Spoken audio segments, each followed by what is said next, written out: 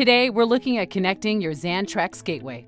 Here's an example of a typical network you might connect into. To get started, connect the power source to the Xantrex Gateway. There are two ways to interface with the Xantrex Gateway device. To use your mobile device, you need to connect your device to the gateway's Wi-Fi network. To connect to your gateway's network, go to your smart device's Wi-Fi settings and tap on the network ID starting with XGW. Enter the default password, 1234567 and tap Join.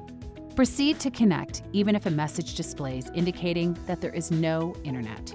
This is expected. Open any mobile browser from your smart device and go to xantrexapp.com. Now, follow the instructions step by step on the setup page.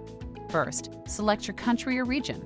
Then, set a new gateway SSID and password.